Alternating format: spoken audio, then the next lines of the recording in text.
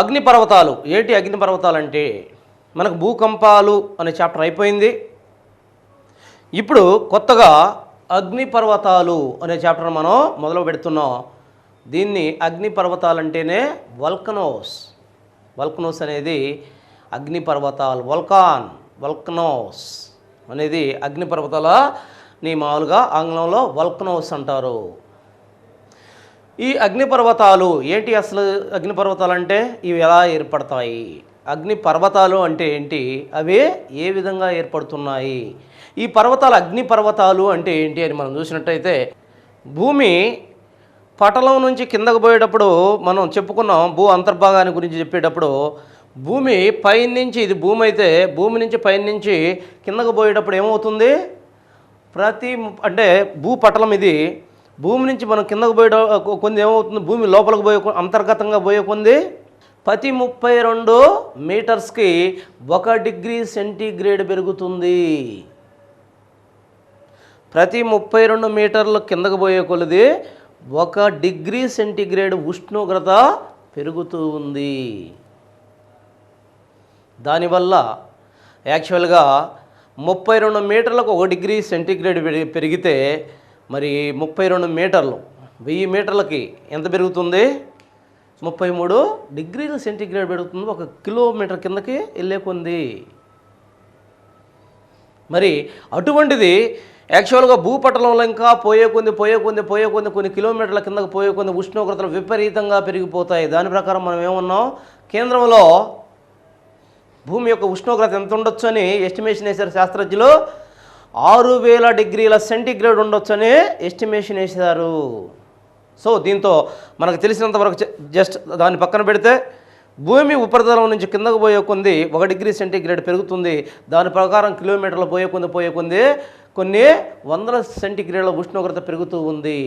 మరి ఈ ఉష్ణోగ్రత యాక్చువల్గా కొన్ని ప్రాంతాల్లో అయితే యురేనియం, థోరియం లాంటి అణుధార్మిక మెటీరియల్స్ ఉంటే ఆ ప్రాంతాల్లో ఇంకా ఎక్కువ ఉష్ణోగ్రత పెరుగుతూ ఉంది.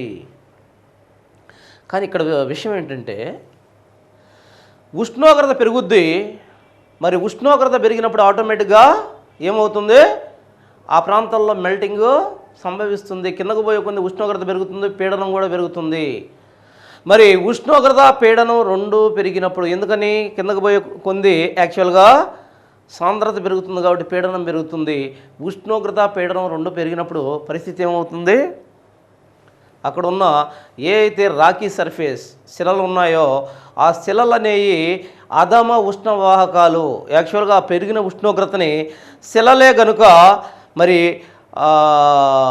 అధమ ఉష్ణవాహకాలు కాకుండా వాహకాలు అయినాయి అనుకోండి, అంటే పెరిగిన ఉష్ణోగ్రతని తీసుకొని బయటికి వదిలేసినాయి అనుకోండి, ఏమీ జరిగి ఉండేది కాదు.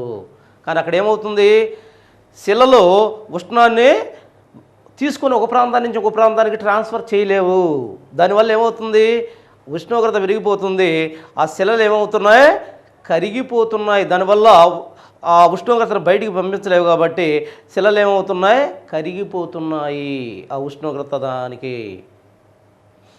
మరి శిలలు కరిగిపోయిన తర్వాత ఏమవుతుంది? శిలలు కరిగిపోయిన తర్వాత ఏమవుతుంది? ఎప్పుడైతే శిలలు కరిగిపోయినాయో కరిగిపోయిన శిలలు అధిక వేడి వాయువుల్ని విడుదల చేస్తాయి. ఏదైనా గుర్తుపెట్టుకోవాలి, ఒక పదార్థం కరిగిందంటే ఆటోమేటిక్గా అక్కడి నుంచి కొంత వాయువు వస్తుంది, కొంత శక్తి విడుదలవుతుంది. కొంత పదార్థం ఇంకొక పదార్థంగా మారిపోయి ఘనస్థితిలో ఉన్న శిలలు ద్రవస్థితిలోకి మారి, ద్రవస్థితి ఉంటుంది, దాని చుట్టూ వాయువులు కూడా ఉంటాయి. ద్రవం వాయువుగా విడిపోతుంది ఘన పదార్థం ఎప్పుడు కూడా. ఘన పదార్థం ఎప్పుడైనా సరే ఒక షేప్ మారిందంటే, కరిగిందంటే దాంట్లో ద్రవ పదార్థం వస్తుంది, వాయు పదార్థం వస్తుంది మెజారిటీ. సో ఇదే విధంగా ద్రవ పదార్థం వాయువులతో కూడిన ఈ శిలా పదార్థం మరి ఈ విధంగా యాక్చువల్గా మనం చూసినట్టయితే ఏ విధంగా ఉంటుంది? ఇటు చూడండి, ఇది భూమి,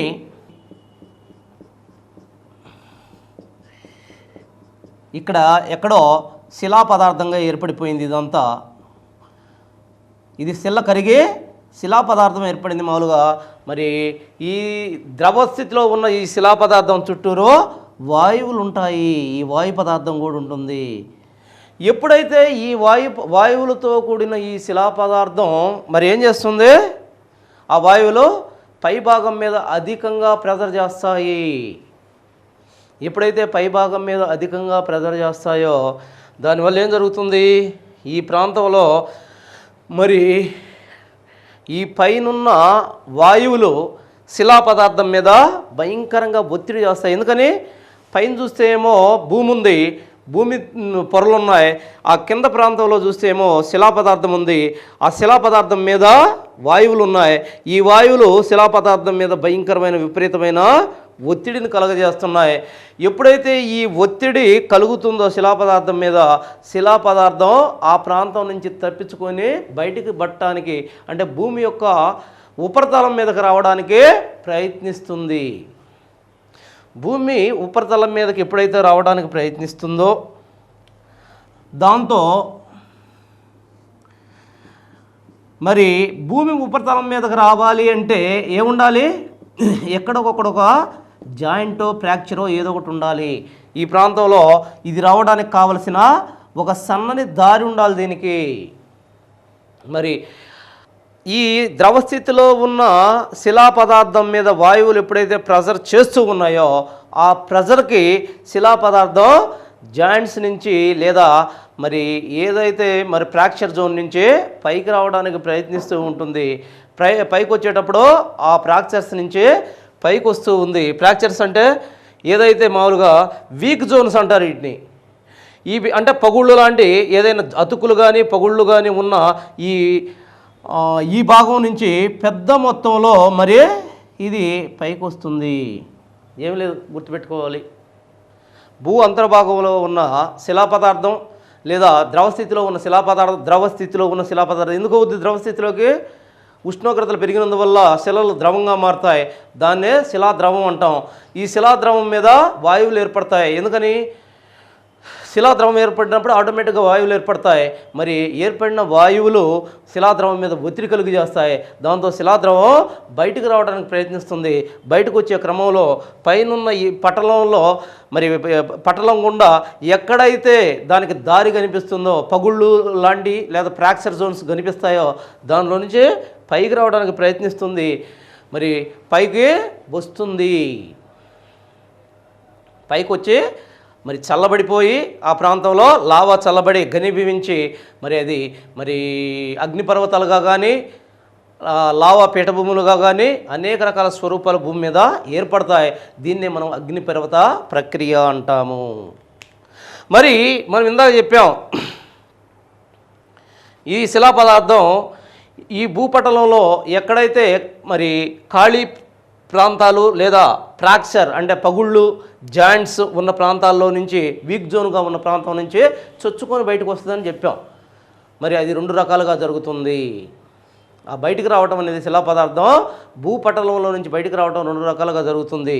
అది ఏ విధంగా జరుగుతుంది, ఆ రెండు రకాలు ఏంటి అంటే యాక్చువల్గా ఒకటి కేంద్ర ఉద్భేదనం. ఇది ఒక్కసారి తుడిపేద్దాం, మళ్ళీ వేసుకుందాం. ఒకటి కేంద్ర ఉద్భేదనం, రెండో విదర ఉద్భేదనం. యాక్చువల్గా ఇందాకేం చెప్పాం, ఇక్కడ బయటకు వస్తుంది శిలాద్రవం, దాన్నే కుహరం అన్నాం, దాన్నే వెంట అన్నాం. వెంట అంటే ఏంటి, ఇది భూపటలం. ఈ భూపటలంలో యాక్చువల్గా ఎక్కడైతే ఈ శిలాద్రవం అనేది ఇట పైకి వచ్చిందో ఈ పైకి వచ్చిన ఈ ప్రాంతాన్ని మనం ఈ ప్రాంతాన్ని వెంట లేదా కుహరం అంటాము. శిలాద్రవం భూ ఉపరితలంలో యాక్చువల్గా ఏ ప్రాంతం నుంచి అయితే బయటకు వస్తుందో దాన్నే కుహరము లేదా వెంట అంటాము. ఆ కుహరాన్ని నుంచి బయటకు వస్తుంది. ఇది బయటకు రావడం అనేది రెండు రకాలుగా జరుగుతుంది. ఒకటి కేంద్ర ఉద్భేదనం, రెండు విధర విద్భేదనం. రెండు రకాలుగా వస్తుంది. మరి కేంద్ర విద్భేదనం అంటే ఏంటి జాగ్రత్తగా గమనించాలి. ఇక్కడ కేంద్ర విద్భేదనం అంటే దీనిలో మనం జాగ్రత్తగా గమనించాలి. కేంద్ర ఉద్భేదనం అంటే ఇది యాక్చువల్గా భూమి,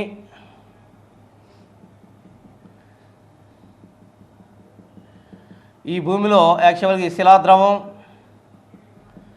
శిలాద్రవం ఈ వాయువుల ఒత్తిడి వల్ల ఎక్కడొకొక్కడ ఒక ఫ్రాక్చర్గా ఒక బలహీన మండలం, భూపటలంలో బలహీన మండలంలో నుంచే చొచ్చుకొని బయటకు వస్తుంది. ఈ బయటకు వచ్చే ఇది యాక్చువల్గా ఒక పైప్ లైక్ స్ట్రక్చర్, ఒక పైప్ లైక్ స్ట్రక్చర్ నుంచి పెద్ద మొత్తంలో ఒక పైప్ లైక్ స్ట్రక్చర్ నుంచి బయటకు వచ్చి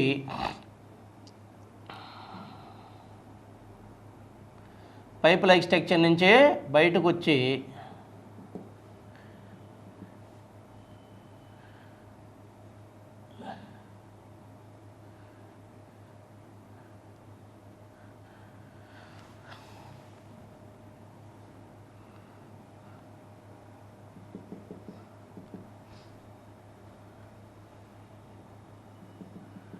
ఒక పైప్ లైన్ స్ట్రక్చర్ ఇక్కడ చూడండి, దీన్నే క్రేటర్ అంటారు. ఒక గొట్టం ఆకారంలో ఏర్పాటు చేసుకొని తను వచ్చే మార్గాన్ని ఆ గొట్టం నుంచి ఒక మొత్తం ఇక ఏటి నుంచి కాకుండా ఒకే సందు లేదా ఒకే రంధ్రం లాంటి ఈ పైప్ లైక్ స్ట్రక్చర్ నుంచి పైప్ లాంటి ఈ దీని గుండా మరి ఈ పైప్ లైక్ స్ట్రక్చర్ నుంచి పైకి పెద్ద మొత్తంలో ఒకేసారి పైకి వస్తే దీన్ని ఏమంటారో కేంద్ర ఉద్భేదనం. ఒక్క కేంద్రం నుంచి అధిక మొత్తంలో పైకి వస్తే దాన్ని ఏమంటారో కేంద్ర ఉద్భేదనం అంటారు. ఒక పైప్ లాంటి స్ట్రక్చర్ నుంచి భూమిలో నుంచి పెద్ద మొత్తంలో మరి లావా మాగ్మాతో కూడిన మరి ఆ వాయువులతో కూడిన లావా, దీన్నే మాగ్మా అన్నాం. ఇది పెద్ద మొత్తంలో బయటకు వచ్చిన ఇది టన్నుల కొద్దీ మట్టి మశానాన్ని ఈ ప్రాంతంలో తీసుకొచ్చేసి ఈ ప్రాంతంలో వెదజల్లింది. మరి వెదజల్లబడ్డ ఇది ఏ రూపంలో ఏర్పడింది? ఇది మౌంటైన్స్ రూపంలో ఏర్పడింది. ఈ పర్వతాలు యాక్చువల్గా ఒక పర్వతాల రూపంలో ఏదైతే అతి పెద్ద మొత్తంలో మరి వాయువులు, శిలాద్రవం, మరి మట్టి, అంతేకాకుండా అనేక రకాల చిన్న చిన్న ముక్కలు ఇవన్నీ కూడా ఈ క్రేటర్స్ నుంచే అధిక మొత్తంలో వెదజల్లబడి కొన్ని మీటర్ల ఎత్తు లేదా కిలోమీటర్ల ఎత్తులో మరి ఇవి పైకి లేచినప్పుడు అక్కడే మళ్ళీ దీనికి పక్కగా ఒక పక్క ఇక్కడ పైకి లేస్తూ ఉంటుంది వాయువులు. ఇవన్నీ కూడా ఈ పైకి లేచిన ఇవన్నీ కూడా యాక్చువల్గా మళ్ళీ ఇక్కడే కింద పడుతూ ఉంటాయి. దీనికి అటు ఇటుగా క్రేటర్కి అటు ఇటుగా కిందకు పడుతూ ఉంటాయి. ఈ పడేటప్పుడు ఇవి ఏ ఆకారంలో మరి డిపాజిట్ అవుతాయి? ఏ ఆకారంలో అంటే యాక్చువల్గా ఇవి పర్వత ఆకారంలో ఇక్కడ డిపాజిట్ అవ్వటం మనం చూస్తాము. భూమిలో యాక్చువల్గా అధిక ప్రెజర్తో కూడిన శిలాద్రవం ఒక్కసారిగా బయటికి చాలా పెద్ద మొత్తంలో బయటకు వచ్చేసింది.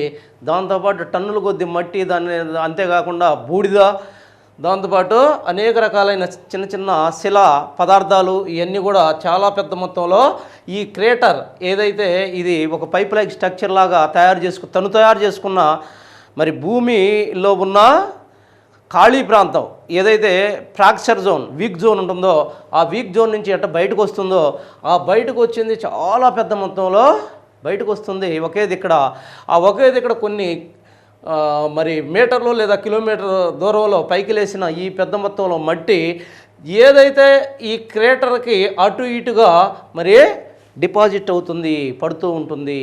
పడేటప్పుడు అది ఏ ఆకారంలో కనిపిస్తుంది? మనకి అగ్నిపర్వత ఆకారంలో, పర్వతీయ ఆకారంలో కనిపిస్తుంది. వీటినే అగ్నిపర్వతాలు అంటారు. కేంద్ర ఉద్భేదనం వల్ల ఏం జరుగుతుంది? అగ్నిపర్వతాలు ఏర్పడతాయి. ఎందుకని? ఆ షేపు అగ్నిపర్వత షేపులో ఉంటుంది. అలా కాకుండా ఇక్కడే చూడండి, ఇది కేంద్ర ఉద్భేదనం వల్ల యాక్చువల్గా ఉదాహరణలు ఏంటి? కేంద్ర ఉద్భేదనానికి రకరకాల ఉదాహరణలు చెప్పచ్చు. స్టంబోలి, యాత్న, ఈ రెండు ఎక్కడ కనిపిస్తాయి మనకి? మధ్యధరా దాంట్లో స్టంబోలి, యాత్న అనేవి మనకు కనిపిస్తాయి. ఆ తర్వాత మనకి వీసువియస్ అగ్నిపర్వతం, క్రకటోవా అగ్నిపర్వతం, మరి క్రకటోవా ఇండోనేషియా అగ్నిపర్వతాలు. ఈ పర్వతాలన్నీ కూడా ఫ్యూజియామా అగ్నిపర్వతం జపాన్, ఇవన్నీ కూడా ఈ ప్రాంతంలో యాక్చువల్గా దీనికి ఉదాహరణగా చెప్పుకోవచ్చు. ఈ ప్రాంతం కాదు, దీనికి ఉదాహరణగా చెప్పుకోవచ్చు. దేనికి? కేంద్ర ఉద్భేదనానికి ఉదాహరణగా చెప్పుకోవచ్చు. ముఖ్యంగా కేంద్ర ఉద్భేదనం వల్ల మనకి అగ్ని పర్వతాలు ఏర్పడతాయి. రెండు, విదర ఉద్భేదనం. రెండవది ఏంది? విదరాలు. విధర ఉద్భేదనం. విధరాలు ఏంటి? విధరాలు అంటే యాక్చువల్గా ఈడ ఇదే విధంగా ఉంటుంది భూమి. ఈ భూపటలంలో మనకి ఇదంతా కూడా భూపటలం. ఇక్కడ మనకి శిలాద్రవం ఉంటుంది. ఈ శిలాద్రవం వాయువులతో కూడుకున్న ఈ శిలాద్రవం యాక్చువల్గా పైకి రావడానికి ప్రయత్నిస్తుంది. అటువంటప్పుడు ఒక ప్రాంతంలో కాకుండా అనేక వీక్ జోన్స్ ఉన్నాయనుకో, ఒక ప్రాంతంలో భూపటలం మీద ఒకే ఒక వీక్ జోన్ కాకుండా, అంటే ఒకే ఒక ఫ్రాక్చర్ జోన్ కాకుండా, ఒకే ఒక ఫ్రాక్చర్ జోన్ అంటే యాక్చువల్గా అది ఏదైనా జాయింట్ కావచ్చు, ఏదైనా ఇది కావచ్చు. అంటే రెండు శిలల మధ్య పగులు, అటువంటి పగులు ఏమవుతుంది, ఆ పగుల్లో నుంచి బయటకు వస్తుందన్నమాట. ఏది? ఈ శిలాద్రవం. యాక్చువల్గా భూమి పొరలుగా ఉంటుంది కదా, పొరలుగా యాక్చువల్గా దేంతో ఉంటుంది? శిలలతో ఉంటుంది. ఈ శిలల్లో పగుళ్ళు ఉన్నాయనుకోండి, ఆ పగుళ్ళలో నుంచి బయటకు వస్తుంది. ఇందాక మనం చూసింది పగుళ్ళు పెద్దగా ఉండి ఒకే పగుల నుంచి ఒక పైపాకారంలో ఆ పగులను తయారు చేసుకుని దాని నుంచి వస్తే దాన్ని కేంద్ర విద్భేదనం అన్నాం. అలా కాకుండా ఒకదాని నుంచే కాకుండా ఇక్కడ అనేక ప్రాంతాల్లో వీక్ జోన్స్ ఉంటాయి. అనేక ప్రాంతాల్లో వీక్ జోన్స్ ఉంటాయి. ఈ వీక్ జోన్స్ నుంచి, అనేక వీక్ జోన్స్ నుంచి మరి ఒకదాని నుంచి కాకుండా ఇది ఈ ఏదైతే శిలాద్రవం బయటకు వచ్చింది అంటే ఈడ బయటకు వచ్చి మరి ఇది ఈ ప్రాంతం మొత్తం కూడా, ఈ శిలాద్రవం ఈ ప్రాంతం మొత్తం కూడా ప్రవహించి ఆ ప్రాంతంలో మనకి ఏమి ఏర్పడతాయి? పీఠభూములు ఏర్పడతాయి. వీటిని మనం అగ్నిపర్వత పీఠభూములు అంటాము. ఏమంటాం వీటిని? అగ్నిపర్వత పీఠభూములు అంటాము. అగ్నిపర్వత పీఠభూములు దేనివల్ల ఏర్పడతాయి? యాక్చువల్గా ఈ అగ్నిపర్వత పీఠభూములు అనేవి దేనివల్ల ఏర్పడతాయి? యాక్చువల్గా మనం చూసినట్టయితే విధర ఉద్భేదనం వల్ల అగ్నిపర్వత పీఠభూములన్నీ కూడా విధర ఉద్భేదనం వల్ల మనకు ఏర్పడతాయి. గుర్తుపెట్టుకోవాలి. విధర ఉద్భేదనం వల్ల అగ్నిపర్వత పీఠభూములన్నీ కూడా ఏర్పడుతున్నాయి. దీన్నే విధర ఉద్భేదనం అంటారు. కేంద్ర ఉద్భేదనం వల్ల పర్వతాలు ఏర్పడితే విధర ఉద్భేదనం వల్ల పీఠభూములు ఏర్పడుతున్నాయి. ఎందుకని? విధర ఉద్భేదనం వల్ల యాక్చువల్ విధర ఉద్భేదనం అంటే అనేక ప్రాంతాల నుంచి చిన్న చిన్న పైప్ లైక్ స్ట్రక్చర్ల నుంచి అది ఏదైతే మన శిలాద్రవం బయటకు వచ్చేసి ఆ శిలాద్రవం ఏమవుతుంది? ఆ ప్రాంతంలో ప్రవహించి మరి అదంతా కలిసి దేనిగా మారుతుంది? మరి పీఠభూములుగా మారితే దాన్ని ఏమంటున్నాం? విధర ఉద్భేదనం అంటున్నాం. విధర ఉద్భేదనం వల్ల పీఠభూములు ఏర్పడతాయి. సరే, దీంట్లో మనం చూసినట్టు యాక్చువల్గా ఇందాక మనం చెప్పుకున్నట్టు ఇక్కడ శిలాద్రవం ఉంది. మరి ఈ శిలాద్రవాన్ని భూపటలంలో మరి భూ అంతర్భాగంలో శిలాద్రవం ఉంది. శిలలో ద్రవంగా మారినాయి, దాని శిలాద్రవం అన్నాం. మరి ఆ శిలాద్రవం చుట్టూ కూడా యాక్చువల్గా వాయువులు ఉన్నాయి. శిలాద్రవంతో వాయువులతో కూడిన ఆ శిలాద్రవాన్ని మాగ్మా అంటారు. భూ అంతర్భాగంలో మనకి ఈ ప్రాంతంలో ఉన్న శిలాద్రవం, దీని చుట్టూరు వాయువులు ఉన్నాయి. ఈ వాయువులతో కూడుకున్న శిలాద్రవాన్ని మాగ్మా అంటాము. ఈ మాగ్మా యాక్చువల్గా ఇలా బయటకు వచ్చేసింది. అది విధర ఉద్భేదనం కానీ కేంద్ర ఉద్భేదనం కానీ ద్వారా బయటకు వచ్చింది. బయటకు వచ్చిన ఈ మాగ్మా ఏమవుతుంది? ఈ ప్రాంతంలో ఉంటుంది మాగ్మా. ఈ మాగ్మా చుట్టూ ఉన్న వాయువులు ఏం చేస్తాయి? అక్కడే ఉండవు. బయటకు వచ్చిన తర్వాత దాని మీద ఉంటాయా? ఎక్కడంటే తప్పని పరిస్థితిలో ఉన్నాయి, పైన పోనీయట్లేదు. కాబట్టి ఏదో విధంగా బయటకు వచ్చిన ఈ వాయువులు వాతావరణంలో కలిసిపోతాయి. మరి వాతావరణంలో కలిసిపోయిన ఈ వాయువులు ముఖ్యంగా ఏ వాయువులు ఉంటాయి దీంట్లో? గుర్తుపెట్టుకోవాలి. అగ్నిపర్వత ఇదిలో ముఖ్యంగా ఏ వాయువులు ఉంటాయి? కార్బన్ డయాక్సైడ్ ఉంటుంది, ఆ తర్వాత సల్ఫర్ డయాక్సైడ్ ఉంటుంది, ఆ తర్వాత హైడ్రాక్సైడ్స్ OH, ఆ తర్వాత హైడ్రోజన్ వాయువులు, అనేక రకాల వాయువులు ఇక్కడ కనిపిస్తాయి మనకి. ముఖ్యంగా మనం చూసినట్టయితే ఏ వాయువులు కనిపిస్తాయి ఇక్కడ? ముఖ్యంగా ఏ వాయువు కనిపిస్తుంది? కార్బన్ డయాక్సైడ్ కనిపిస్తుంది. ఈ వాయువులన్నీ బయటకు వచ్చిన తర్వాత ఆకాశంలోకి వెళ్ళిపోతాయి, వాతావరణంలోకి వెళ్ళిపోతాయి. మరి వాతావరణంలోకి వెళ్ళిపోయినాయి, శిలాద్రవం మిగిలిపోయింది. ఇందాక వాయువులతో కూడిన శిలాద్రవాన్ని మాగ్మా అన్నాం. ఇప్పుడు వాయువులు లేని శిలాద్రవాన్ని ఏమంటావు? లావా అంటున్నాము. వాయువులు లేని శిలాద్రవాన్ని లావా అంటున్నాం. ఈ వాయువులు లేని శిలాద్రవాన్ని లావా అంటున్నాం. ఈ లావా అనేది యాక్చువల్గా రెండు రకాలుగా మనకు కనిపిస్తూ ఉంది. ఏంటిదా రెండు రకాలని చూసినట్టయితే యాక్చువల్గా ఈ లావా రెండు రకాలకు కనిపిస్తుంది. ఒకటి ఆమ్ల లావా, రెండు క్షార లావా. ఆమ్ల లావా అంటే ఏంటి? లావాలో 80% సిలికా కలిగి ఉంటే దాన్ని ఆమ్ల లావా అంటారు. ఏంటి ఆమ్ల లావా అంటే? లావాలో 80% సిలికా కలిగి ఉంటే దాన్ని ఆమ్ల లావా అంటారు. సిలికా ఉంది కాబట్టి ఈ లావా చిక్కగా ఉంటుంది. సిలికా ఉంటుంది కాబట్టి ఎక్కువ చిక్కగా ఉంటుంది. ఈ చిక్కనైన ఈ లావా యాక్చువల్గా పైకొచ్చి ఏదైతే మరి భూపటలం నుంచి పైకి వచ్చినప్పుడు చిక్కగా ఉంది కాబట్టి ఎక్కువ దూరం ప్రవహించదు. అదే ప్రాంతంలో మరి గట్టి పడుతుంది, సొలిడిఫికేషన్ జరుగుతుంది.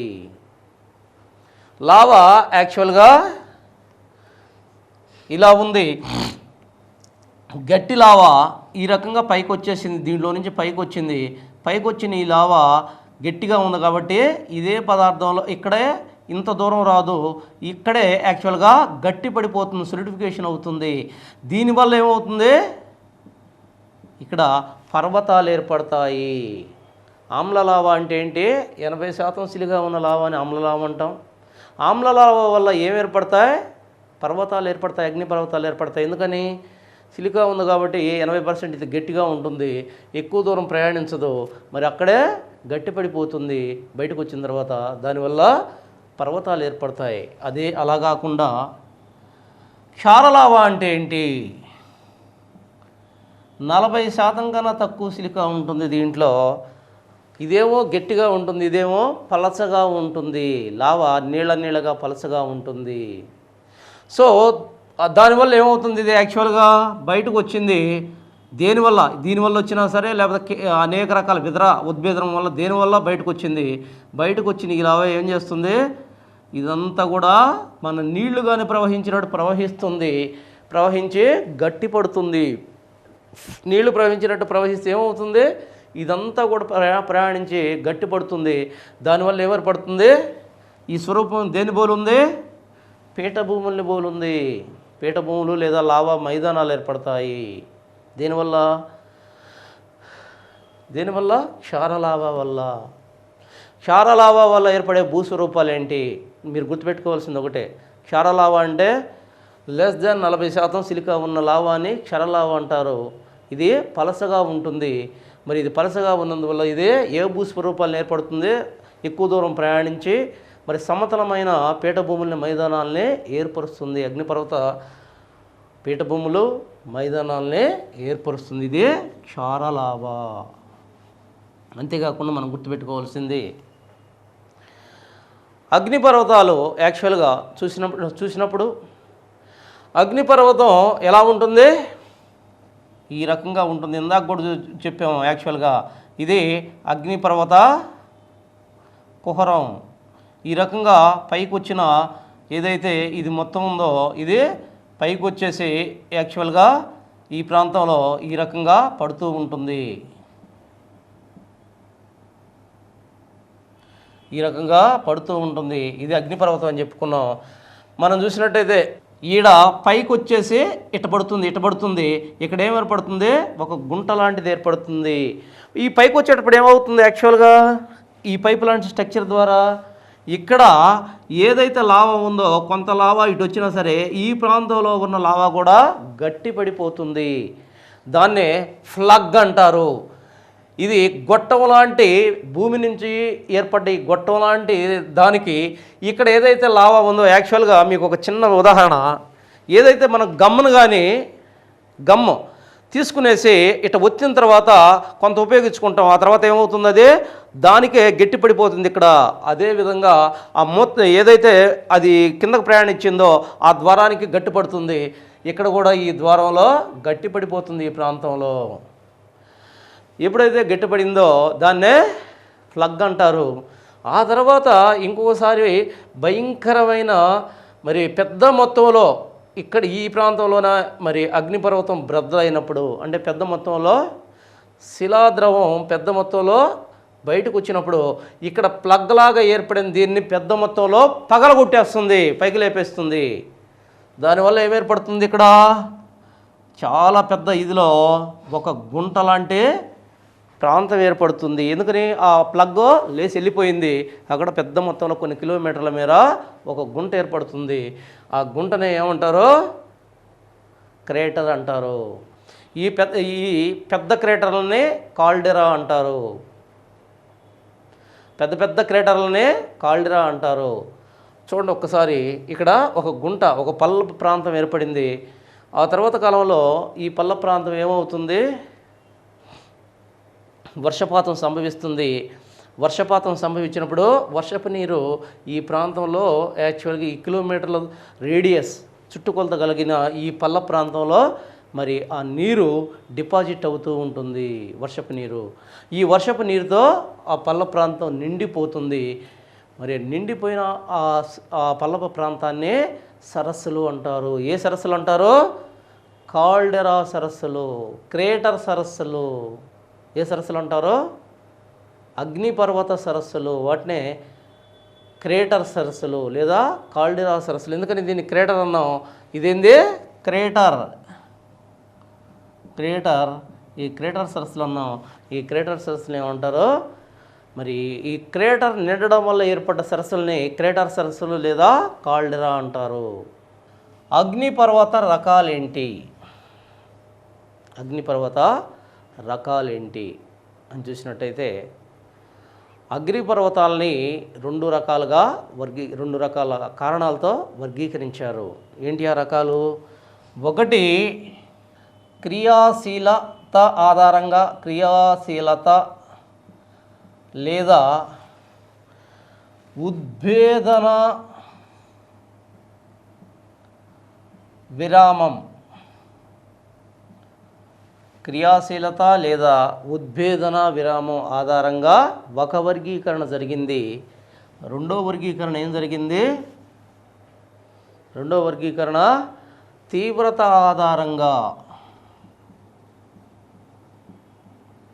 తీవ్రత ఆధారంగా ఒక వర్గీకరణ జరిగింది. యాక్చువల్గా అగ్నిపర్వతాల్లో అగ్నిపర్వతాలని ఏ విధంగా విభజించారో అంటే టకటకటగా చెప్పేయకూడదు. ఒకటి క్రియాశీలత ఆధారంగా విభజించారు లేదా ఉద్భేదన విరామం. అంటే ఇప్పుడు ఒకసారి ఉద్భేదనం జరిగింది అంటే ఒకసారి అగ్నిపర్వతం బ్రద్దలైంది, మళ్ళీ బ్రద్దలవ్వటానికి ఎంత టైం పడుతుంది అనే ఆధారంగా యాక్చువల్గా ఒక వర్గీకరణ జరిగింది. రెండో వర్గీకరణ వాటి తీవ్రత ఆధారంగా జరిగింది. జాగ్రత్తగా గమనించాలి. ఫస్ట్ది చాలా ఇంపార్టెంట్. క్రియాశీలత లేదా ఉద్భేదన ఆధారంగా వీటిని మూడు రకాలుగా వర్గీకరించారు. ఏంటి అవి, యాక్టివ్ వల్కనోస్, రెండు నిద్ర యాక్టివ్, రెండు నిద్రారడ స్థితిలో ఉన్న లేదా నిద్రావస్థలో ఉన్న, మూడు విలుప్త లేదా ఎక్స్టింక్ట్ వల్కనోస్. యాక్టివ్ వల్కనోస్ అంటే క్రియాశీల అగ్నిపర్వతాలు, యాక్టివ్ లేదా క్రియాశీల అగ్నిపర్వతాలు. చూసినట్టయితే యాక్టివ్ వల్కనోస్ అంటే ప్రపంచంలో ప్రస్తుతానికి ఇంకా ఉద్భేదనం జరుగుతూ ఉన్న వల్కనోస్ అగ్నిపర్వతాలు ఇంకా యాక్టివ్గానే ఉన్నాయి. అవి ఎప్పుడు బ్రద్దలవుతాయో అర్థం కావట్లేదు. కొన్ని బ్రద్దలవుతూనే ఉన్నాయి, కొన్ని మరి బ్రద్దలవటానికి సిద్ధంగా ఉన్నాయి. మరి అవే కంటిన్యూస్గా యాక్టివ్గా ఉన్నాయి అంటే క్రియాశీలంగా ఉన్నాయి. మరి ప్రపంచంలో క్రియాశీల అగ్నిపర్వతాలే ఉన్న అగ్నిపర్వతాల్లో చాలా ఎక్కువగా ఉన్నాయి. ఇవి బ్రద్దలవ్వటానికి సిద్ధంగా ఉన్న అగ్నిపర్వతాలని మనం క్రియాశీల అగ్నిపర్వతాలు అంటాం. యాక్టివ్గా ఉన్నాయి, ఎప్పుడు బొగులుతాయో అర్థం కాదు. వీటిల్లో మనం చూసినట్టయితే యాక్టివ్ వల్కనోస్లో స్ట్రంబోలి యాత్న, ఏదైతే మధ్యధరా సముద్రంలో స్ట్రంబోలి యాత్న, స్టంబోలి, మరి యాత్న, వీటిని యాక్చువల్గా లైట్ ఆఫ్ మెడిటరేనియన్ అంటారు. లైట్ ఆఫ్ మెడిటరేనియన్ అంటారు. అలస్కాలో ఉన్న కటమాయి, మరి ఇండోనేషియాలో ఉన్న క్రకటోవా, ఇండోనేషియాలో ఉన్న క్రకటోవా, మరి చిలీ, మరి దక్షిణ అమెరికాలో ఉన్న చింబరాజో, ఇవన్నీ కూడా దీని కిందకు వస్తాయి, యాక్టివ్ వోల్కనోస్ కిందకు వస్తాయి. నిద్రారణ, నిద్రారణ ఆర్ నిద్రావస్థలో ఉన్న అంటే యాక్టివ్ కాదు, నిద్రపోతున్నాడు. సింపుల్గా చెప్పాలంటే నిద్రపోతున్నాడు. అగ్నిపర్వతాలు నిద్రావస్థలో ఉన్నాయి అంటే చైతన్యవంతం అవడానికి ఒకసారి చైతన్యవంతమైన ఆ తర్వాత కొంచెం ఆగిపోయినాయి, నిద్రారణ స్థితిలో ఉన్నాయి, నిద్రావస్థలో ఉన్నాయి. అయితే ఎప్పుడైనా ఇవే యాక్టివ్ అవ్వచ్చు, ఎప్పుడైనా యాక్టివ్ అవ్వచ్చు. ప్రస్తుతం కొంచెం నిద్రావస్థలో ఉన్నాయి. అటువంటి మరి అగ్నిపర్వతాలనే నిద్రారణ లేదా నిద్రావస్థలో ఉన్న అగ్నిపర్వతాలు అంటున్నాం. మరి వాటిని కానీ మనం చూసినట్టయితే Fujiyama Japan, Kilimanjaro Africa, Kilimanjaro Africa, Fujiyama Japan. Important. యాక్చువల్గా మన దగ్గర ఉన్న యాక్టివ్ వల్కన్ అనేది క్రియాశీల అగ్నిపర్వతం అనేది మన దగ్గర ఉన్నది నార్కోండం, అండమాన్ నికోబార్ దీవుల్లో అండమాన్ గ్రూప్లో ఉన్న నార్కోండం యాక్చువల్గా క్రియాశీల అగ్నిపర్వతం. తర్వాత మనం చూసినట్టయితే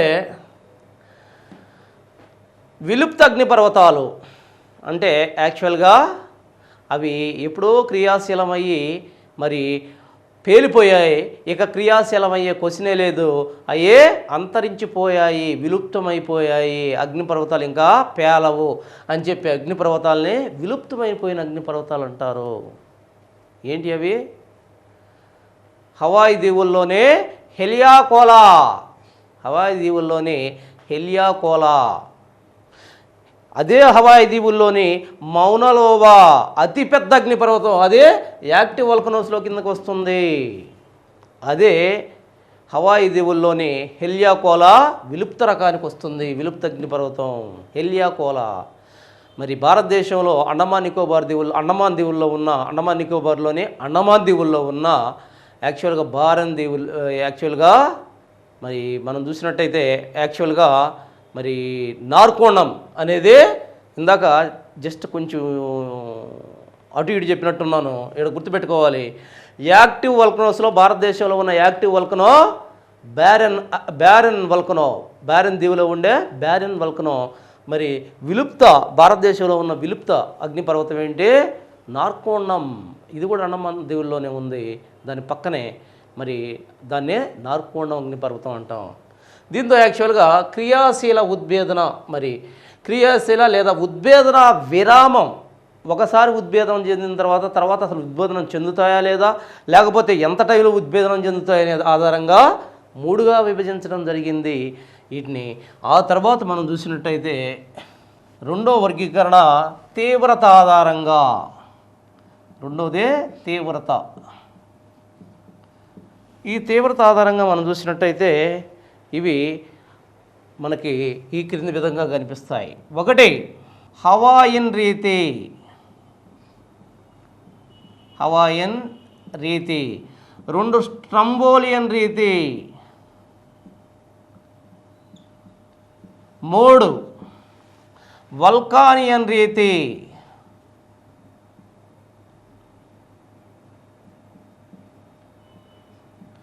4 విసువియస్.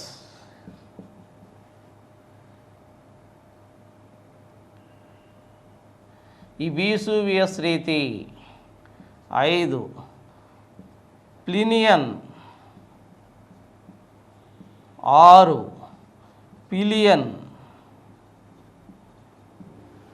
హవాయిన్ రీతి, స్టంబోలియన్ రీతి, వల్కానియన్ రీతి, విసువియస్ రీతి అండ్ ప్లినియన్ రీతి, పిలియన్ రీతి 6 రకాలుగా విభజించడం జరిగింది తీవ్రత ఆధారంగా. దీంట్లో మనం చూసినట్టయితే హవాయిన్ రీతి. ఏంటి హవాయిన్ రీతి అంటే? యాక్చువల్గా ఇదే మరి ఈ ఉద్భేదనం అనేది చాలా చిన్న మొత్తంలో ఉంటుంది, తీవ్రత చాలా తక్కువగా ఉంటుంది.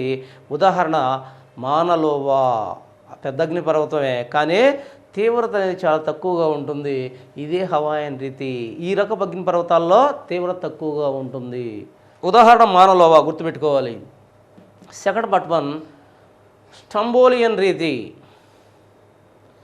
ఉదాహరణ స్టంబోలియన్, దీనికి ఉదాహరణ. మరి దీంట్లో యాక్చువల్గా కొంత తీవ్రత అనేది ఎక్కువగా కనిపిస్తూ ఉంది. తీవ్రత ఎక్కువగా కనిపిస్తూ ఉంది. మరి అగ్నిపర్వతం, మరి స్టంబోలియన్ రీతిలో అగ్నిపర్వతం మరి లావా పెద్ద మొత్తంలో సంభవిస్తూ ఉంది. స్టంబోలియన్ రీతి.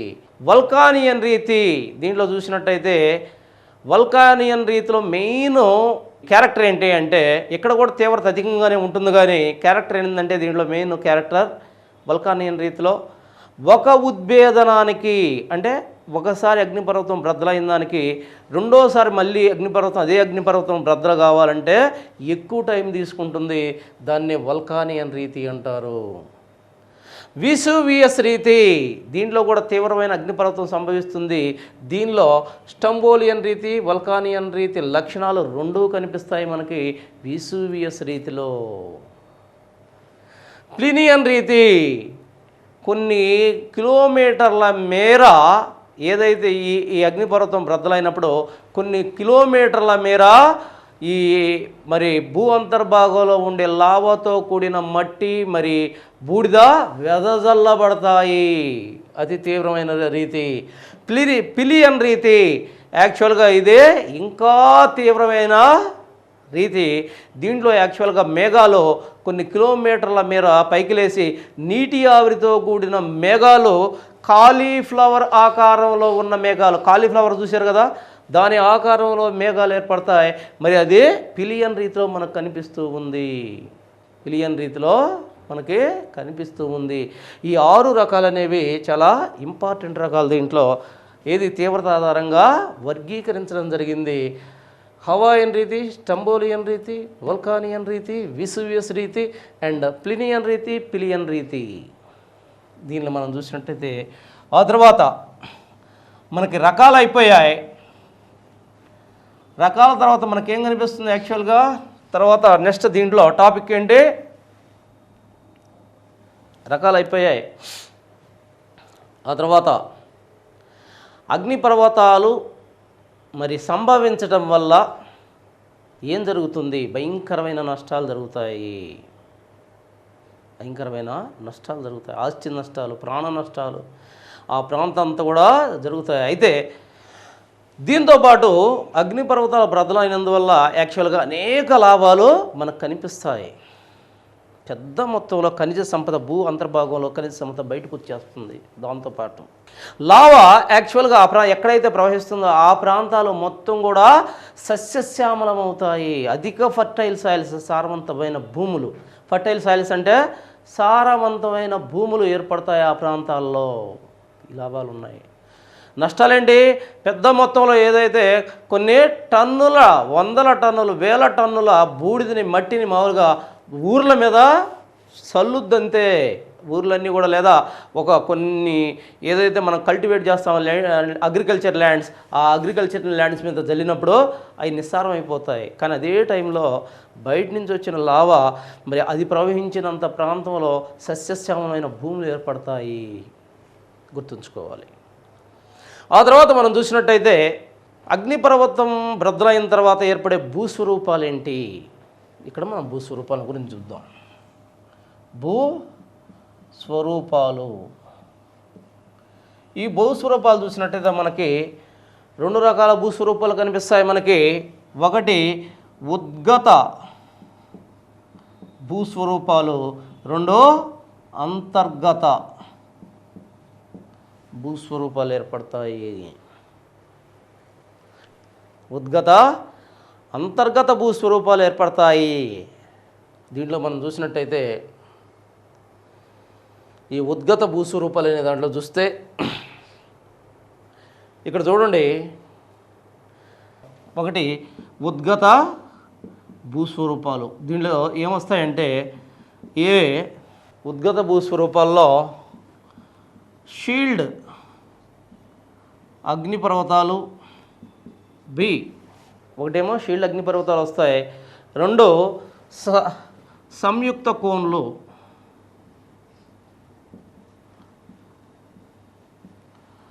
సి పీఠభూములు, అగ్నిపర్వత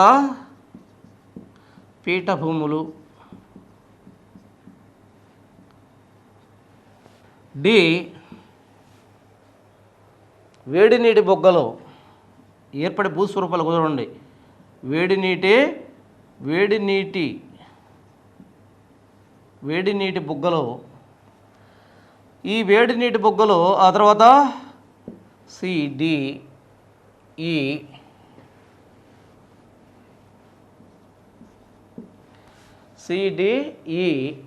యాక్చువల్గా గేజర్స్. తర్వాత ఈ ఎఫ్ ఫిమరోల్స్.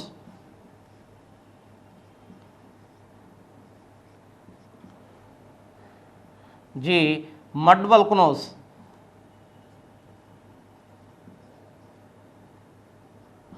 పంకాగ్ని పర్వతాలు, వీటిని పంకాగ్ని పర్వతాలు అంటారు. యాక్చువల్గా ఉద్గత భూస్వరూపాలు, అంతర్గత భూస్వరూపాలు ఏర్పడతాయి రెండు. ఉద్గత అంటే అగ్నిపర్వతాల వల్ల భూ అంతర్భాగంలో ఉన్న శిలాద్రవం బయటికి రావడం వల్ల భూమి ఉపరితలంలోకి వచ్చే మరి గట్టిపట్టడం వల్ల ఏర్పడే భూస్వరూపాలని ఉద్గత భూస్వరూపాలు అన్నాం. అలా కాకుండా భూమి అంతర్భాగంలో నుంచి శిలాద్రవం బయటకు వచ్చేటప్పుడే కొద్ది దూరం వచ్చిన తర్వాత అక్కడ పరిస్థితుల వల్ల చల్లబడిపోయి ఏర్పడే భూస్వరూపాలని అంతర్గత భూస్వరూపాలు అన్నాం. డిఫరెన్స్ అర్థమైంది కదా. ఇక్కడ ఉద్గత భూస్వరూపాల్లో ఇన్ని కనిపిస్తాయి మనకి. ఏంటి అసలు ఉద్గత భూస్వరూపాలు అంటే లోపల ఉన్న శిలాద్రవం బయటకు వచ్చి అధిక పెద్ద మొత్తంలో రకరకాల భూస్వరూపాలని భూ ఉపరితలం మీద ఏర్పాటు చేస్తుంది. చల్లబడి గట్టిపడి అనేక భూస్వరూపాలు ఏర్పడతాయి. ఏంటి అనేది మనం చూద్దాం. దీనిలో మనం చూస్తే షీల్డ్ అగ్నిపర్వతం అంటే యాక్చువల్గా చూడండి, పర్వతం ఎట్లుండాలి, ఇటు మొనదేలు ఉండాలి. ఈ ప్రాంతం మొనదేలు ఉండాలి. కానీ ఇక్కడ ఏం జరుగుతుంది, ఇది అగ్నిపర్వతమే కానీ ఇక్కడ జస్ట్ పైన కొంచెం షీల్డ్ రూపంలో కొంచెం పైభాగంలో మరీ మొనదేలినట్టు కాకుండా పైన కొద్దిగా సమతలంగా ఉండే ఈ పర్వత వ్యవస్థను మనం ఏమన్నాం, ఈ పర్వతాన్ని ఏమన్నాం యాక్చువల్గా షీల్డ్ అగ్నిపర్వతాలు అంటారు. ఒక స్వరూపం ఇది షీల్డ్ అగ్నిపర్వతం. ఆ తర్వాత సంయుక్త కోన్లు లేదా అగ్నిపర్వత కోన్లు అంటే ఈ పర్వతాలు ఏర్పడతాయి. ఏ పర్వతాలు ఇవి ఏర్పడతాయి? కొన్నిసార్లు యాక్చువల్గా ఈ కింద కుహరం నుంచి ఒకే ఇది పోతే దీన్ని మామూలు కోన్ అంటారు, అగ్నిపర్వత కోన్ అంటారు. అలా కాకుండా ఈ రకంగా వెళ్ళింది అనుకోండి, ఒకే దగ్గరగా నుంచి కాకుండా ఇటు రకరకాలుగా వెళ్ళినాయి అనుకోండి, దీన్ని అంటే లావా ఇన్ని ప్రాంతాల నుంచి ఇటు బయటకి వెళ్తూ ఉందనుకోండి, దాన్నే సంయుక్త కోన్లు అంటారు. ఆ తర్వాత మీకు తెలిసిందే అగ్నిపర్వత పీఠభూములు అంటే ఏంటి, సంయుక్త కోన్లు చెప్పాను. ఇక అగ్నిపర్వత పీఠభూములు అంటే ఏంటి, ఇలా ఉన్న భూమి నుంచి ఈ శిలా పదార్థం ఒక దిక్కడి నుంచి కాకుండా అనేక ప్రాంతాల నుంచి బయటకు వచ్చి మరి ఈ ప్రాంతంలో మరి లూజుగా పలచగా ఉన్న ఈ లావా ఈ రకంగా మరి సమాంతరంగా భూమికి సమాంతరంగా గట్టి పడితే ఏర్పడే మరి భూస్వరూపాలనే అగ్నిపర్వత పీఠభూములు లేదా అగ్నిపర్వత మైదానాలనే పిలుస్తారు. అగ్నిపర్వత పీఠభూములు లేదా అగ్నిపర్వత మైదానాలని పిలుస్తారు. ఆ తర్వాత చూడండి, అగ్నిపర్వత పీఠభూములు అయిపోయి మనకి యాక్చువల్గా. తర్వాత వేడి నీటి బుగ్గలు. ఏంటి వేడి నీటి బుగ్గలు అంటే భూపటలంలో ఉండే భూపటభూజలం ఉంది. ఈ అంతర్భూజలం యాక్చువల్గా లావాతో కలుస్తుంది. కింద ఉన్న అంతర్భూజలం వేడి లావాతో కలిసినప్పుడు ఆ నీరు అధిక మొత్తంలో వేడెక్కుతుంది. వేడెక్కిన నీరు యాక్చువల్గా భూ అంతర్భాగం నుంచి మరి ఆ వేడి నీరు కొన్ని వీక్ జోన్స్ భూపటలంలో ఉన్న కొన్ని జాయింట్స్ లేదా ఫ్రాక్చర్స్ ద్వారా బయటకు వస్తుంది. బయటకు వచ్చి పెద్ద మొత్తంలో వెదజల్లుతుంది. వేడి నీరుకి ఏముంటుంది, వేడైన నీరులో ఏమవుతుంది, గ్యాస్ వస్తుంది, పైన వాయువులు ఉంటాయి, నీటి ఆవిరి ఉంటుంది. ఈ నీటి ఆవిరి ఒత్తిడి వల్ల వేడి నీరు మరి ఏదైతే ఆ ఫ్రాక్చర్స్, ఆ వీక్ జోన్స్ ఉన్నాయో భూపటలంలో, ఏది మాగ్మా వచ్చినట్టే లేదా లావా బయటకు వచ్చినట్టే చిన్న చిన్న మరి వీక్ జోన్స్ నుంచి భూపటలంలో ఉన్న పగుళ్ళ నుంచి పెద్ద మొత్తంలో వేడి నీరు పైకి చిమ్ముతుంది. ఆ పైకి చిమ్మి మరి వేడి బుగ్గల రూపంలో పైకి చిమ్ముతుంది. వాటినే మనం వేడి నీటి బుగ్గలు అంటున్నాము. వేడి నీటి బుగ్గలు అంటున్నాం. ఇది ఎక్కడ కనిపిస్తుంది మనకి యాక్చువల్గా? ప్రపంచంలో గ్రీన్లాండ్లోను ఐస్లాండ్లోను చాలా పెద్ద మొత్తంలో ఈ వేడి నీటి బుగ్గలు మనకు కనిపిస్తూ ఉంటాయి. భారతదేశంలో చూసినట్టయితే అవి పక్కన పెట్టాలి. యాక్చువల్గా వాటిని జస్ట్ గుర్తుపెట్టుకోండి చాలు. గ్రీన్లాండ్, ఐస్లాండ్ వాటిని పక్కన పెట్టినట్టయితే భారతదేశంలో మనకు 2 ప్రాంతాల్లో కనిపిస్తాయి. ఒకటి పోగాలోయ జమ్మూ కాశ్మీర్, మణికరన్ హిమాచల్ ప్రదేశ్, పోగాలోయ జమ్మూ కాశ్మీర్. ఈ 2 ప్రాంతాల భారతదేశంలో ఇటువంటి వేడి నీటి బొగ్గలు కనిపిస్తాయి. వీటి నుంచి ప్రస్తుతం భారత ప్రభుత్వం అంతర్తాపక శక్తి అంటే పెద్ద మొత్తంలో ఎనర్జీని ఉత్పత్తి చేస్తున్నారు. ఓకే, ఇది యాక్చువల్గా వేడి నీటి బొగ్గలు. గీజర్స్ అంటే ఏంటి? సేమ్ ఒక రకంగా వేడి నీటి బొగ్గలు ఇవి కూడా. అయితే ఇక్కడ ఒక్క వేడి నీరే వస్తుంది, గుర్తుపెట్టుకోండి. వేడి నీటి బొగ్గల్లో బయటికి వేడి నీరే వస్తుంది. ఇక్కడ గేజర్స్ అనే దాంట్లో వేడి నీరు ప్లస్ నీటి ఆవిరి 2 కలిసి పెద్ద మొత్తంలో వస్తాయి. అంతేకాకుండా ఈ 2 వేడి నీరు ప్లస్ నీటి ఆవిరి ఒక పీరియడ్ ప్రకారం వస్తాయి, కాలాను ప్రకారం వస్తాయి. అంటే ఒక టైం ప్రకారం, ఖచ్చితంగా టైం ప్రకారం. ఇప్పుడు ఉదయం 4 గంటలకు వస్తే మళ్ళీ ఒక 24 గంటల తర్వాత అక్కడే వస్తుంది. లేదా ఇప్పుడు వస్తే 10 గంటల తర్వాత మళ్ళీ వస్తుంది. ఆ తర్వాత మళ్ళీ 10 గంటల తర్వాత మళ్ళీ వేడి నీరు నీటి ఆవిరి బయటకు వస్తూ ఉంటాయి. ఆ రకంగా కాలానుగుణంగా వస్తూ ఉంటాయి. వాటినే గీజర్స్ అంటారు. ఈ వేడి నీటి బుగ్గల్లోనే ఇవే కాలానుగుణంగా వస్తే, పీరియడ్ ప్రకారం వస్తే వాటిని గీజర్స్ అంటారు. ప్రపంచంలో గీజర్స్ అనేవి ఐస్లాండ్లో చాలా ఎక్కువగా ఉన్నాయి. మరి ప్రపంచం మొత్తంలో చూస్తే కానీ మరి ప్రపంచంలో ఫేమస్ ఐస్లాండ్లో ఎక్కువ ఉన్నాయి, ఓకే మొత్తంలో అయితే. కానీ ప్రపంచంలో అతిపెద్ద గేజర్ ఏది అని మనం చూసినప్పుడు, ఫేమస్ గేజర్ ఏది అని మనం చూసినప్పుడు వరల్డ్ ఫెయిత్ఫుల్ నేషనల్ గేజర్ ఎక్కడ ఉంది ఇది? యాక్చువల్గా మరి Yellowstone National park. World faithful geyser ఇది ఎక్కడుంది? ఇది ఫేమస్ ప్రపంచంలో. అది ఎక్కడుంది? ఒకే ఒక గేజర్ యాక్చువల్గా. అది ఎక్కడుంది అని మనం చూసినట్టయితే ఎక్కడుంది అది? యెల్లోస్టోన్ నేషనల్ పార్క్ ఆఫ్ యుఎస్ఏలోనే యెల్లోస్టోన్ నేషనల్ పార్క్లో ఉంది. అది ఫేమస్ గేజర్. అయితే గేజర్స్ ఎక్కువ ఎక్కడ ఉంటాయంటే ప్రపంచం మొత్తంలో గేజర్స్ ఎక్కువ ఎక్కడ ఉంటాయి? ఐస్లాండ్లో ఉంటాయి. ఇది గేజర్స్. ఆ తర్వాత ఫ్యూమరోల్స్ అంటే ఏంటి? ఇక్కడ వేడి నీరు నీటి ఆవిరి 2 కలిసి ఒక పీరియడ్ లాగా ఏడొస్తే ఇక్కడ కంటిన్యూస్గా వస్తూ ఉంటాయి. దాన్నే ఫ్యూమరోల్స్ అంటారు.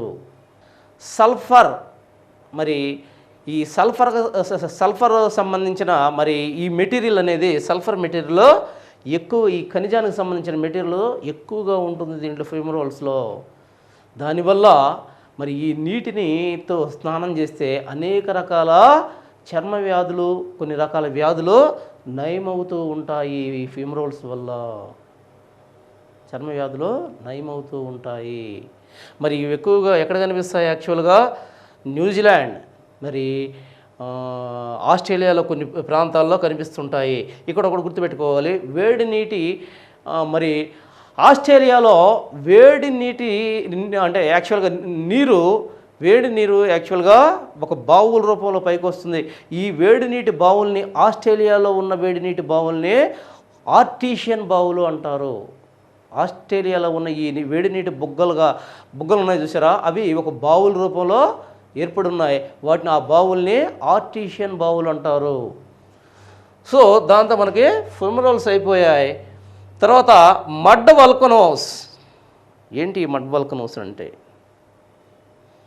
మడ్ వల్కనోస్ లేదా పంకాగ్ని పర్వతాలు, వీటినే పంకాగ్ని పర్వతాలు అంటారు. ఏంటి ఇవి?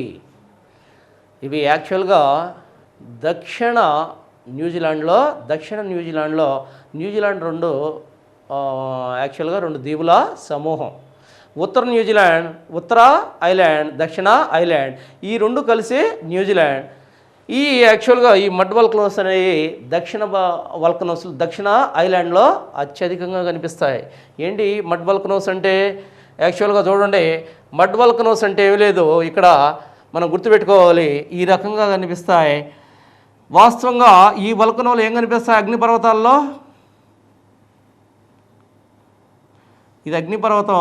ఈ అగ్నిపర్వతంలో ఏం కనిపిస్తాయి? యాక్చువల్గా ఈ మాగ్మా అంటే శిలాద్రవం బయటకు వస్తూ ఉంటుంది, బయటకు వచ్చి అగ్నిపర్వతాలు ఏర్పడతాయి.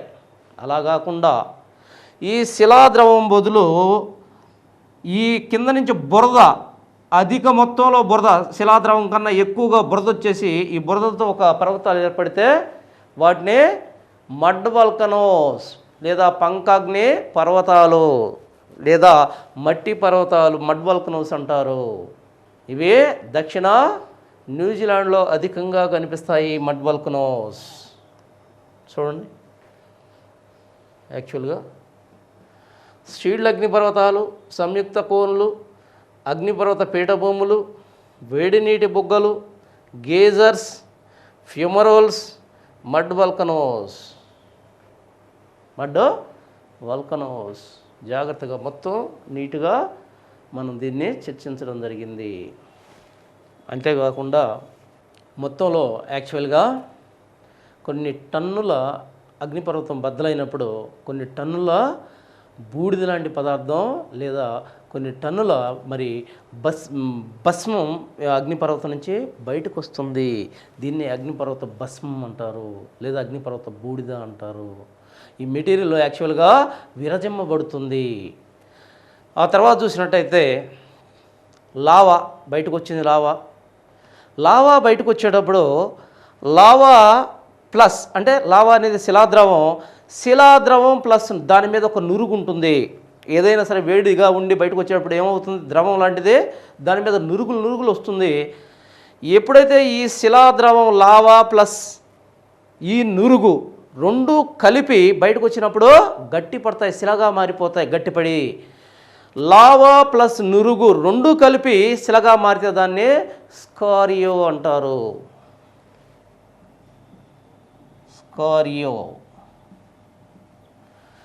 అలా కాకుండా దాన్ని స్కారియో అంటారు. అలా కాకుండా జస్ట్ దీని మీద యాక్చువల్గా లావా మీద ఉన్న నురుగు ఒక్కటే, లావా కలవదు, మళ్ళీ లావా కాకుండా దాని మీద ఉన్న నురుగే గట్టిపడిపోయేసి చాలా తేలికైన మెత్తనైన ఒక శిల లాంటి పదార్థంగా ఏర్పడితే దాన్ని ఫ్యూమిస్ అంటారు.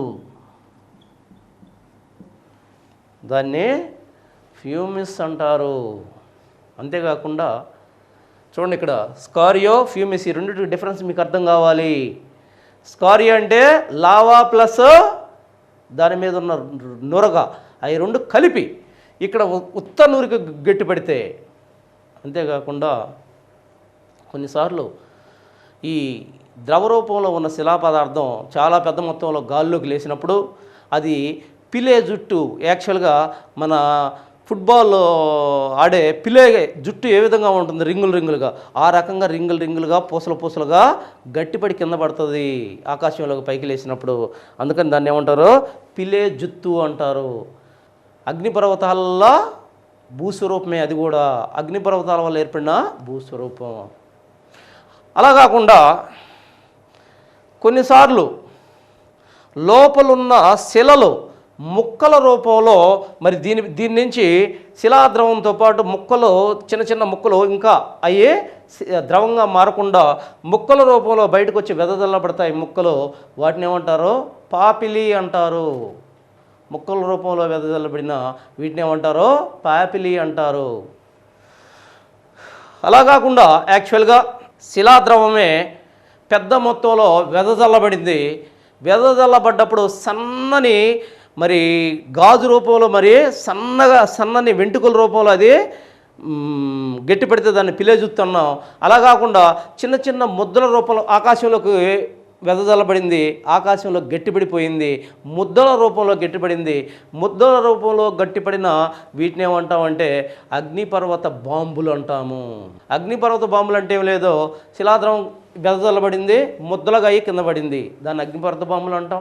అలా కాకుండా పిలేజుత్తు రూపంలో అది కానీ పైకి లేచిన తర్వాత అట్టగట్టి పెడితే దాన్ని పిలేజుత్తు అన్నాం.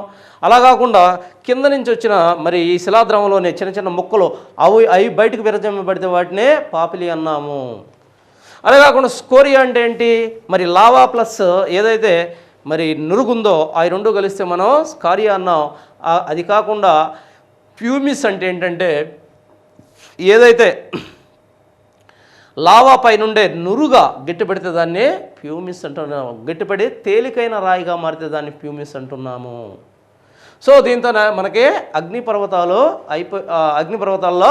యాక్చువల్గా ఈ స్వరూపాల్లో ఉద్గత స్వరూపాలు అయిపోయాయి.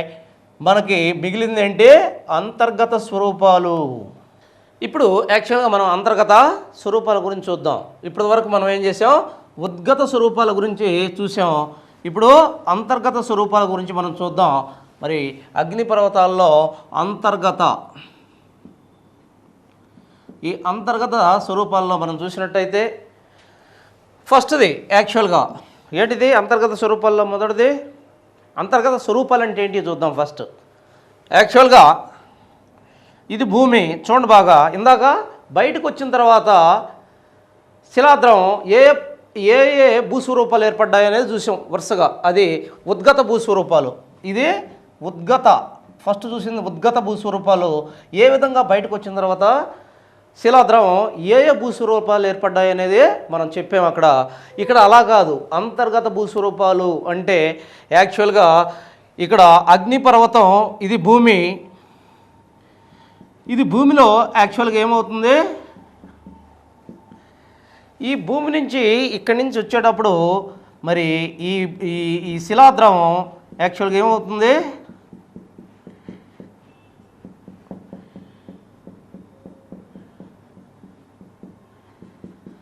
ఈ శిలాద్రవం వస్తూ ఉంది.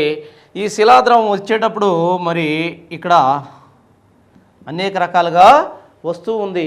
వచ్చేటప్పుడు భూమి యొక్క అంతర్భాగం నుంచి పైకి వచ్చేటప్పుడు కొంత దూరం వచ్చిన తర్వాత మరి అక్కడ ఆ ఉష్ణోగ్రతలు బాగా తగ్గినాయి అనుకోండి, అది భూమి యొక్క ఉపరితలానికి రాకుండానే కొంత శిలాద్రవం బయటకు వచ్చేస్తుంది. కొంత శిలాద్రవం మరి భూ అంతర్భాగంలోనే మనకి మరి రకరకాల భూస్వరూపాలని ఏర్పాటు చేస్తూ ఉంది. దాన్ని మనం చూసినట్టయితే చూడండి, ఇక్కడ యాక్చువల్గా ఒకటి మనం చెప్తున్నాం, జాగ్రత్తగా చూడండి. ఇక్కడ అంతర్గత భూస్వరూపాల్లో ఒకటి 2 సిల్, 3 లాకోలిత్, 4 ఫాకోలిత్, 5 లాపోలిత్, 6 బాతోలిత్.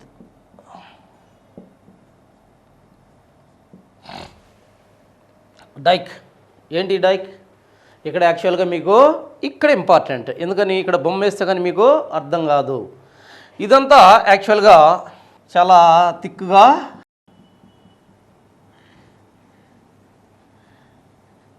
ఇదంతా శిలా పదార్థం. యాక్చువల్గా భూమి ఇది ఓన్లీ శిలా పదార్థం. ఈ శిలా పదార్థంలో ఇదంతా కూడా భూమి.